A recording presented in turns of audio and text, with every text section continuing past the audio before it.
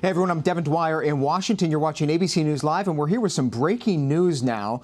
Joaquin El Chapo Guzman, Mexico's most notorious drug lord, accused of setting up an industrial-scale trafficking and smuggling operation, a man responsible for tons of shipments of illicit drugs into the United States from Mexico over many, many years, has been convicted by a federal jury in a court in New York City. 10 counts. He's likely to go spend the rest of his life behind bars. Of course, this is not the first time that El Chapo has been put behind bars. He's escaped twice before he arrived here in the United States. For more on these breaking developments, let's bring in our justice and investigative reporter, Josh Margolin. He's in New York, where the jury's verdict was just read. Josh, give us your top line on this.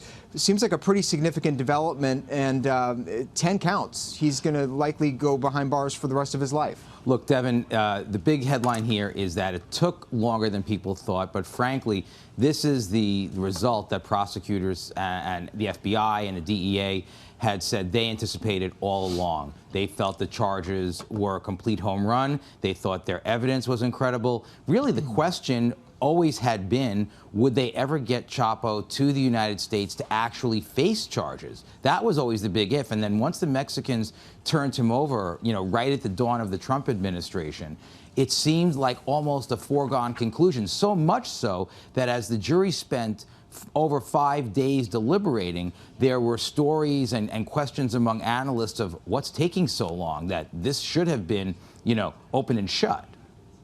But it now is shut, and we are seeing pretty incredible pictures. This is the first time we're getting a look at these images. This is never before seen video of El Chapo arriving, being transported to the United States by DEA agents, as Josh just said, the day before President Trump's inauguration back in early 2017. Of course, he had escaped twice previously from Mexican facilities. The United States offered to bring him here, try him here, hold him in U.S. custody. Let's bring in our Gio Benitez now. He's joining us by phone. Gio, you covered in Mexico one of El Chapo's escapes. In fact, I remember you going through one of the tunnels that El Chapo dug to get out of prison. This is a pretty significant development for a lot of Mexicans who had wanted to see him back behind bars.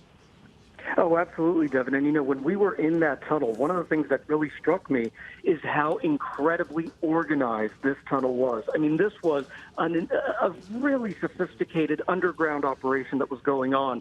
They had basically built a house a mile from the prison, but they were only using that house to make it look like a construction site, because when you went into that house, that's where you saw the tunnel being built. This thing had air conditioning. It had electricity. It had a motorized bike to go through so that he could jump onto this bike and get out of there as quickly as possible. So I think when you saw that, and when we saw those images for the first time, we really realized the scope of his power and his grip in Mexico. And when we were there talking to a lot of the people, one of the things that struck me was that when I was in Mexico City, I was just sort of asking people what they thought about El Chapo. I would say about half of them were okay with him, and that was pretty shocking to me. And it's because he was helping people in education there. He was really trying to make the support be a lot grander than you'd expect. In fact, they were saying, you know what, it's not El Chapo that's the problem, it's the government that's the problem. But no doubt about it, you have so many victims who were there, and in this country, we're talking about 200 tons of cocaine trafficked into this country. So many victims here. So many victims, such a huge impact from a single man whose nickname was Shorty. El Chapo means shorty. He's roughly 5.5 feet tall at 61 years old. Josh Margolin, after those dual escapes that Gio was talking about, he is likely headed for one of the most secure prison facilities in the United States, right? Well, absolutely. And in fact, that's been the subject of a lot of discussion here. There were extraordinary security measures put in place for this trial. The trial was in Brooklyn. In New New York City, people that are familiar with law enforcement in New York City know that when people are on trial in federal court in Brooklyn, they typically stay at a federal lockup in Brooklyn. They didn't put him there. They put him at the federal lockup in Manhattan, where they typically will house people accused of terrorism charges. They transported him back and forth to Brooklyn under guard. They refused to disclose details of the transportation. They would have to shut down the Brooklyn Bridge at various times because they didn't want any other traffic on the bridge while the motorcade carrying him to the courthouse was actually there on the bridge.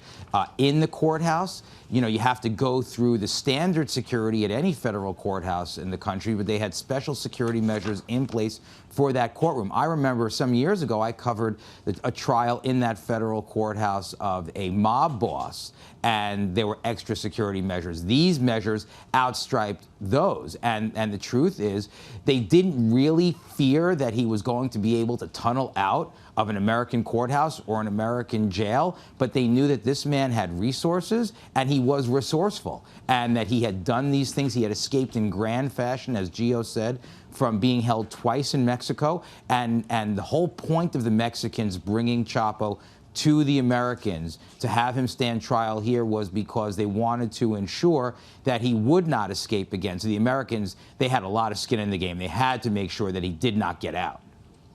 And if you're just joining us, breaking news, El Chapo, one of the most notorious drug lords in Mexico, has been found guilty on all 10 counts by a federal jury in New York City. You're seeing never-before-seen footage of El Chapo being transferred to the United States just 2 years ago by DEA agents from Mexico. As you see there, one of those agents standing behind in the background, El Chapo, looking up at one of the officers. He is in custody, as Josh was describing, under pretty secure conditions. Josh, speaking of resources and being resourceful, we do know that El Chapo has operated like a mob boss in Mexico. Has there been any concern about the safety of the jurors and the safety of the witnesses who had to come forward and testify publicly here? Well, that was some discussion, and it always is with a very, very violent person who's on trial. A number of commentators were wondering, was the delay in the jury coming to a verdict, taking over 5 days, was that in somehow related to some fear the jurors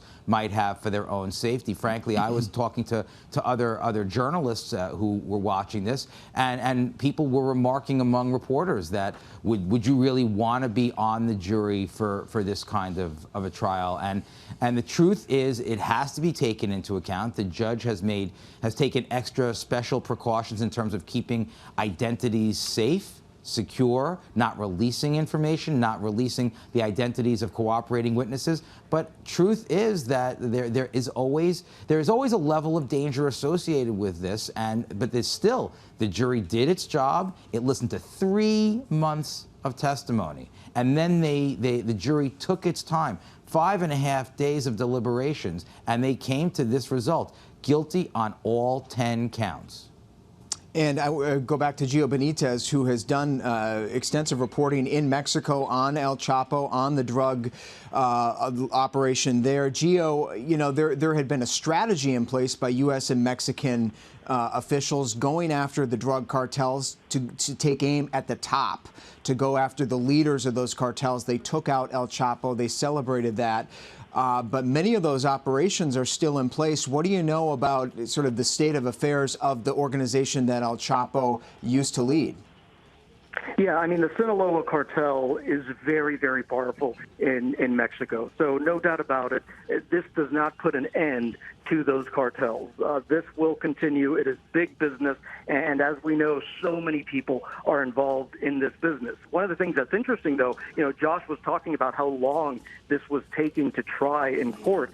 In court, you had more than 50 witnesses against El Chapo. The jury had to hear from more than 50 people. Guess how many people were on El Chapo's side? Just one. That's the only witness that they ever had. And so what we saw in those more than 50 witnesses were sons of other drug lords.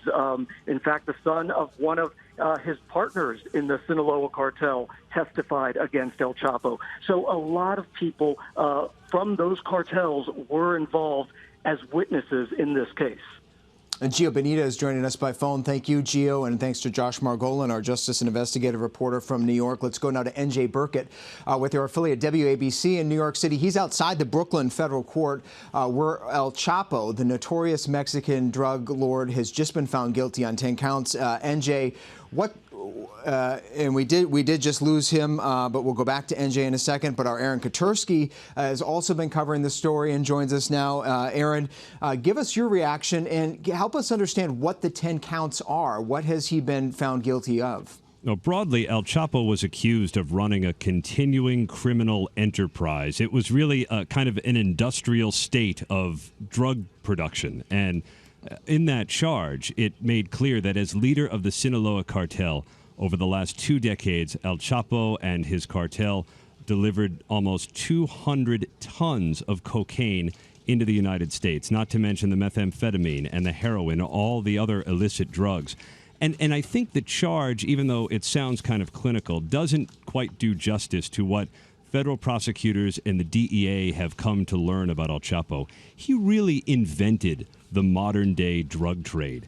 It may sound quaint now to squirrel, cocaine in a jalapeno can, but these are the tactics that Guzman invented, and that became the signature of the Sinaloa cartel. He had his own fleet of boats and delivered literal boatloads of drugs to American shores. And for this, over the last couple of decades, he made billions of dollars, and jurors also heard about the violence that he was willing to use in order to enforce his turf, the brutal killings of rivals, kidnappings, torture, and also the paranoia of someone who lived a life on the run, someone who would use electronics to spy on his mistresses and his wife, someone who would run naked. Yeah, had reigned over, Aaron, to just interrupt you, had certainly reigned over, had overseen a reign of terror. I want to get to NJ Burkett just because we might lose him. He's outside the federal court in Brooklyn. Stand by, Aaron. NJ, thanks for coming on. Give us the scene there at the courthouse and what reaction you may be hearing from folks out there or from federal prosecutors or defense attorneys. Well, I think the big question people have right now is essentially what took so long.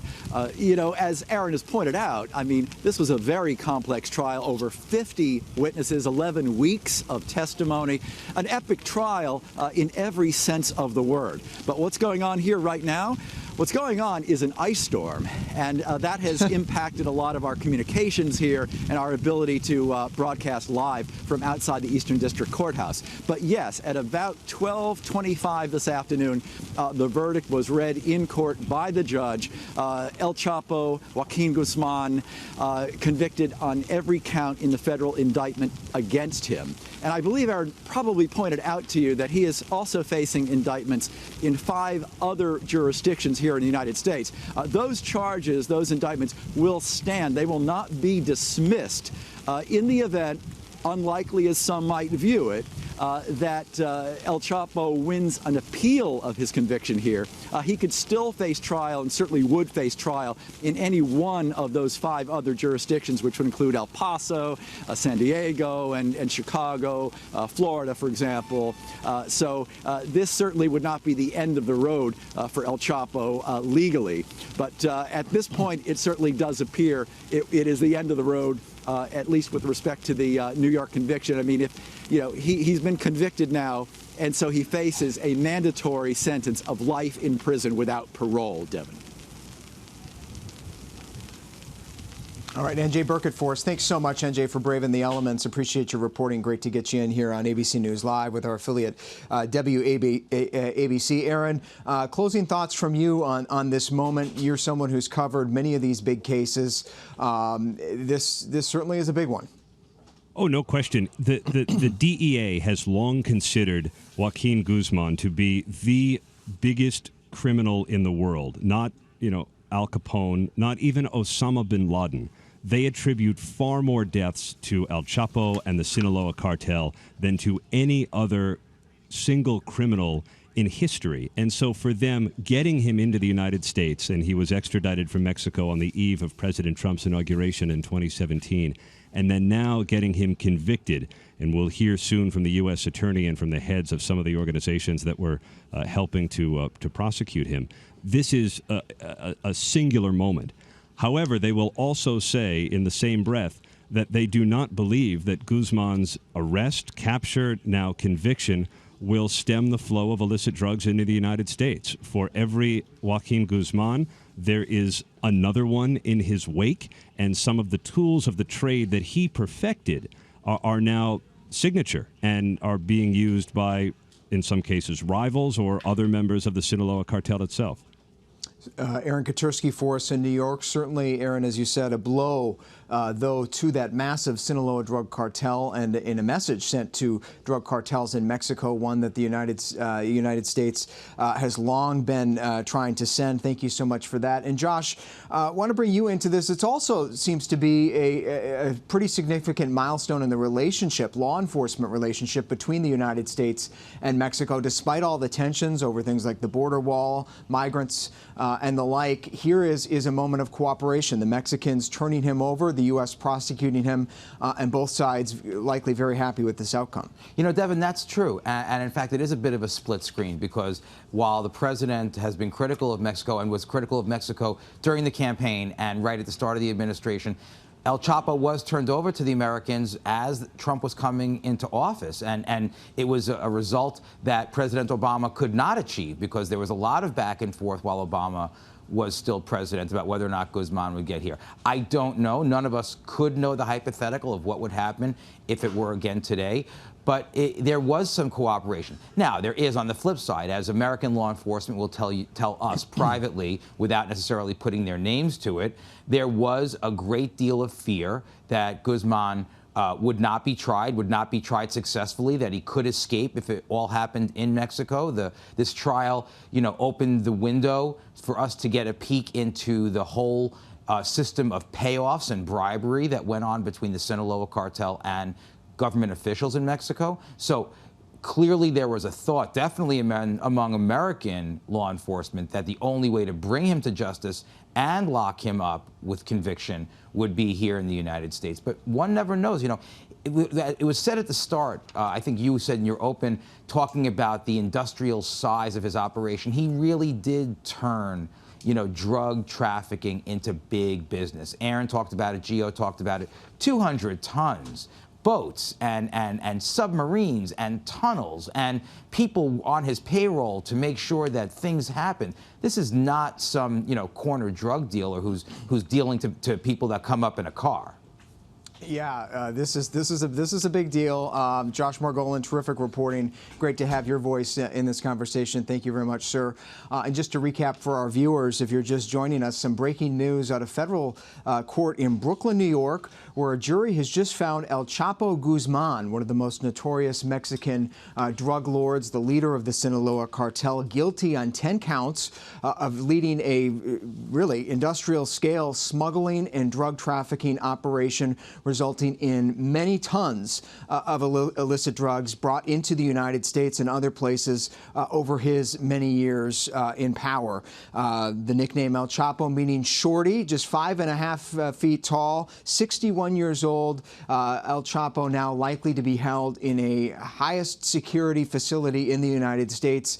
And as NJ Burkett told us there from WABC, still many more federal indictments outstanding in addition to the 10 charges which he was found guilty on today. You're seeing a live picture right now of outside the federal courthouse in Brooklyn, where we're awaiting a press conference from prosecutors. We expect defense attorneys also to give their side of what has transpired today. You can continue to watch live coverage here on ABC News Live. We'll bring that press conference, and it does look like at least some folks are coming this way now to address the microphones. As this is a very significant moment for U.S. law enforcement, drug enforcement authorities, as we listen in now to these representatives about to speak. You're liking it now, aren't you? Yeah.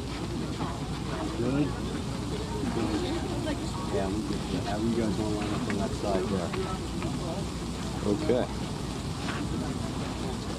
Good. Good afternoon. I'm Richard Downey. I'm the U.S. Attorney here in the Eastern District of New York. Can't hear you back here. Okay. Speak up really loud. Good afternoon. I'm Richard Downey. I'm the U.S. Attorney here in the Eastern District of New York. Minutes ago, a federal jury here in the Eastern District convicted Joaquin El Chapo Guzman Loera on all counts of the federal indictment. In sum, the jury found that Guzman led the Sinaloa cartel, one of the largest and most dangerous drug cartels in the world, and that he is responsible for violence, including murders, and the smuggling of massive amounts of narcotics into the United States over a period of decades. This conviction, we expect, will bring a sentence of life without the possibility of parole. It is a sentence from which there is no escape and no return. This conviction is a victory for the American people who has suffered so long and so much while Guzman made billions pouring poison over our southern border. This conviction is a victory for the Mexican people who have lost more than 100,000 lives in drug-related violence. This conviction is a victory for every family who has lost a loved one to the black hole of addiction. There are those who say that the war on drugs is not worth fighting. Those people are wrong. Every day we lose American lives. Every day harm is inflicted on this country by drug addiction. And every seizure, every arrest, and every conviction contributes to a noble effort to save American lives. This conviction was brought about through a tremendous team effort within, across, and beyond the Justice Department.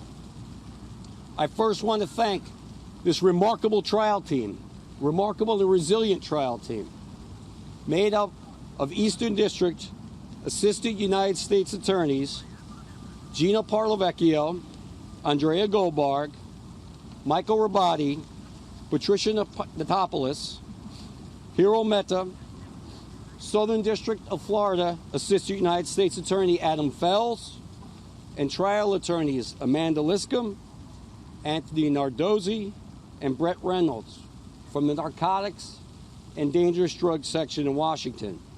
Together with our law enforcement partners in the DEA, FBI, and HSI, they gathered and presented overwhelming evidence of Guzman's guilt.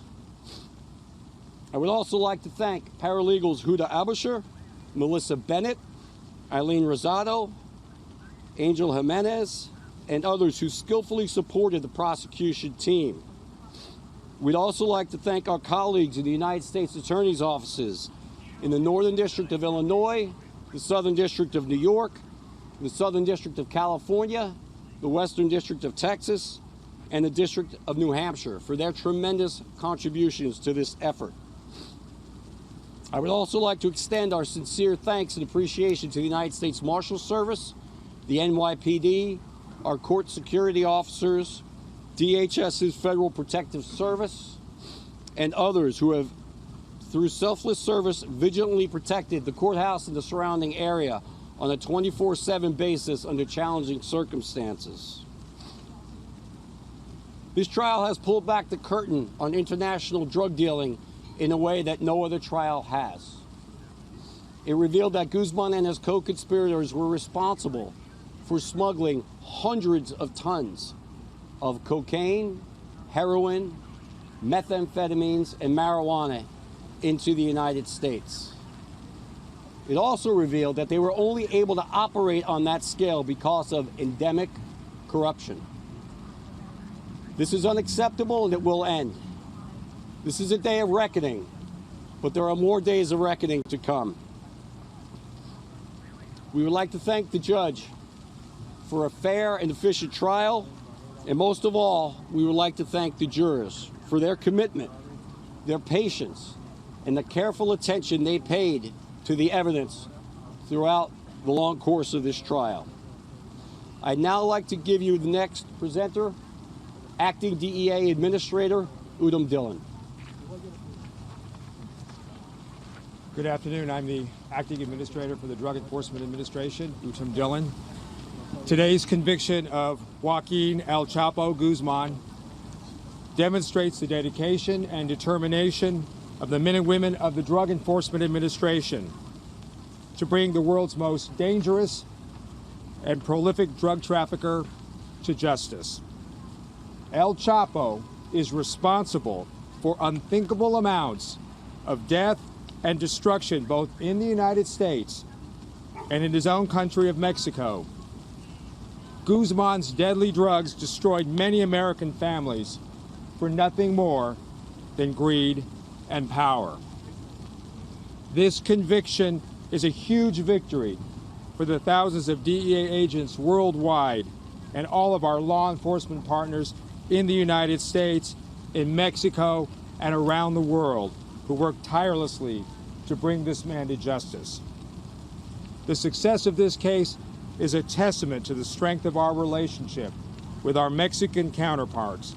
We will continue to collaborate with Mexico to bring down the cartels and the individuals who bring poison into our country and into our communities. It is our hope that this verdict will show the entire world, no matter who you are or where you are located or how powerful you become, the Drug Enforcement Administration will never stop, and you will answer for your crimes. DEA will continue to pursue justice worldwide and protect all Americans from the scourge of illegal drugs. Thank you.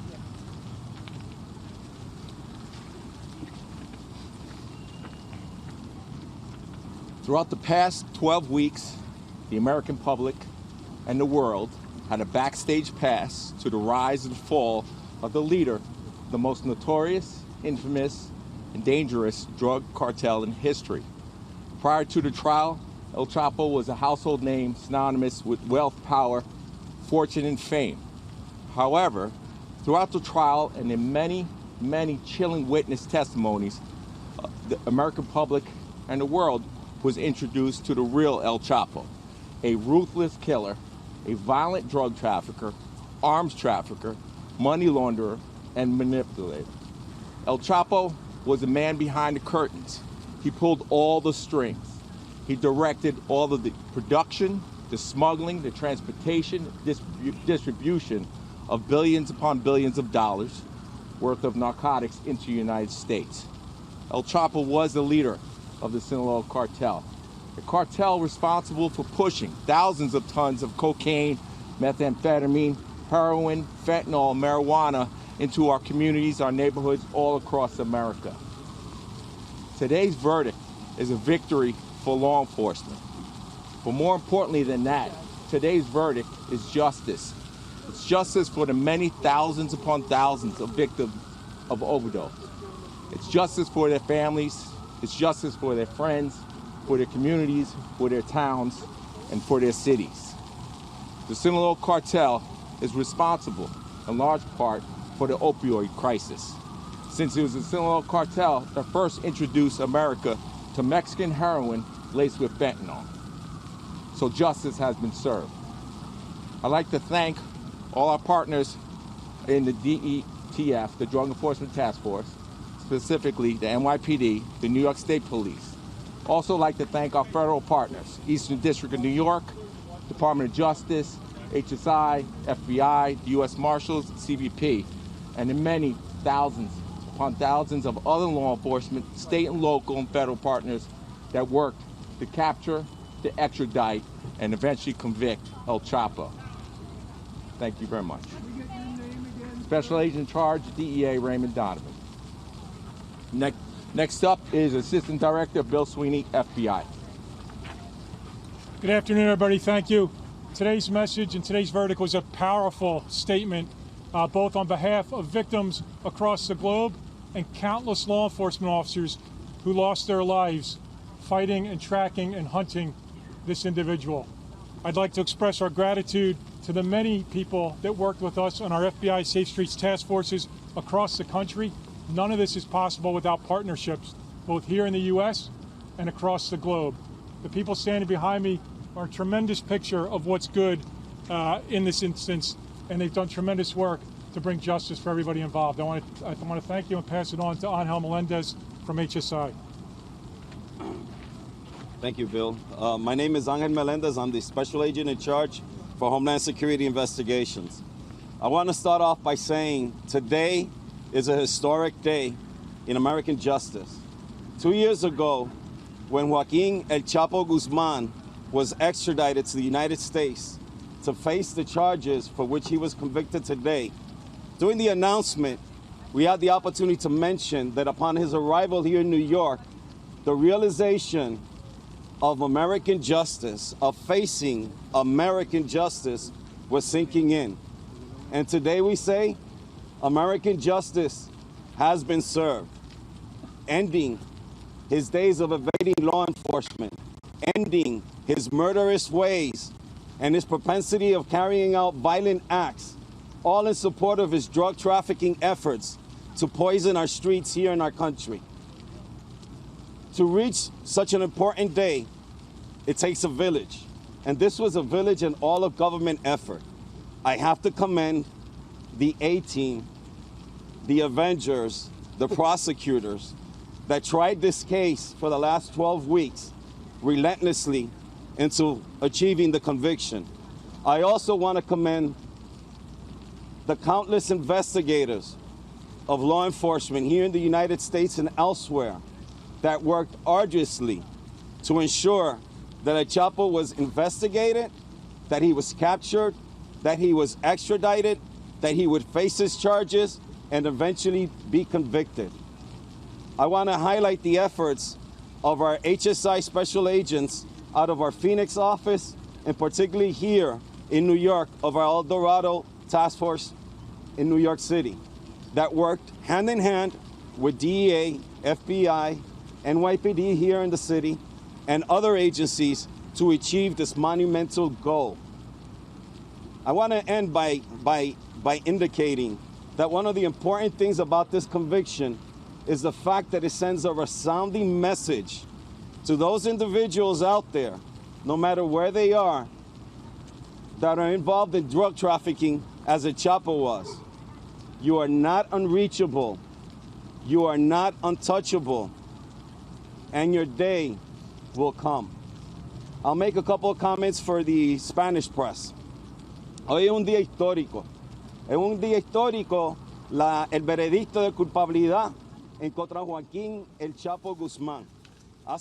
And you're watching a press conference with federal authorities after the conviction of Joaquin El Chapo Guzman, the notorious Mexican drug lord found guilty today by a federal jury in Brooklyn, New York, on 10 counts of orchestrating a scheme of smuggling and trafficking of millions of pounds of drugs into the United States over decades. We just heard from U.S. Attorney Richard Donahue of the Eastern District of New York say that he expects Guzman to spend the rest of his life behind bars without parole.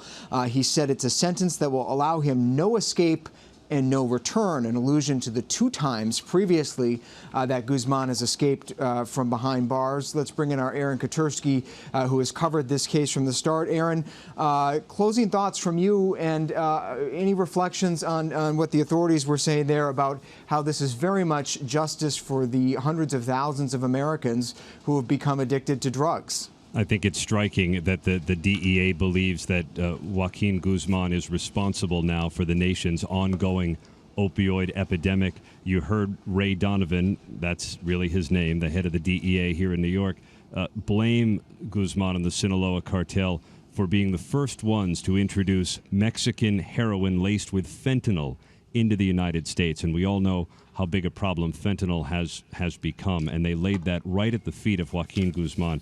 He called him a ruthless killer, a violent drug trafficker, an arms trafficker, money launderer, and manipulator, and said that his conviction today is justice for countless drug overdose victims in the United States. And I'm struck, too, Devin, some of the video that we've been seeing on the screen of El Chapo's arrival in New York, not when he was taken into custody first, but here now as he arrives on that plane. Watch his eyes through the window as he looks up through the window and realizes where he is. At that moment, he did not know where he was. He had been taken into American custody, and he asked where he was, And a federal drug agent told me that they simply told him Nueva York. And that was the first time El Chapo had a clue back in 2017 where he was and what was about to happen to him. And if you look at that man in the video, how much smaller he seems than the ruthless killer, violent drug trafficker, arms trafficker, money launderer, manipulator that the DEA called him today. Simply incredible and great reporting. Our investigative reporter and ABC News Radio anchor, Aaron Katursky, thank you for those thoughts. Aaron, we'll have continuing coverage here of the El Chapo Guzman conviction and continuing trials. Remember, several outstanding indictments as well here at ABC News Live and at abcnews.com. Right now, we're going to return you to headlines here on ABC News Live, the latest in other stories happening today, and there are a lot of them. But we thank you for joining us. I'm ABC's Devin Dwyer in Washington. Thanks for watching.